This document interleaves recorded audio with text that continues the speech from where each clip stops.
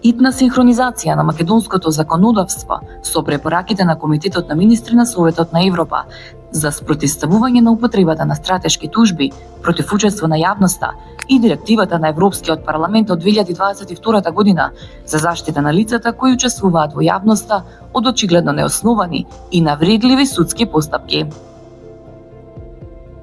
Во Македонија посебно внимание треба да се обрне на измена и дополнение на кривичниот закон и законот за кривична постапка, потоа во ЗГОНГ и законот за граѓанска постапка.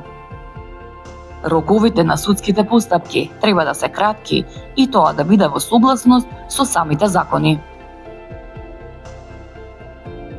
Да се предложи законско решение на построги критериуми за докажување правен интерес во случаите што имаат индикатори за слеп.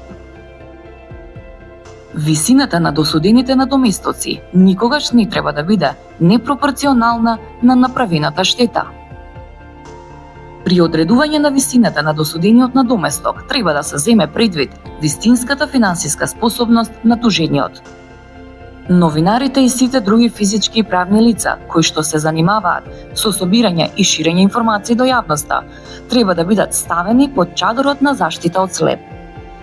Во случаи поднесени од јавни службеници, политичари и јавни личности, судовите треба да признаат дека овие лица мора да имаат поширока толеранција кон критиката отколку граѓаните.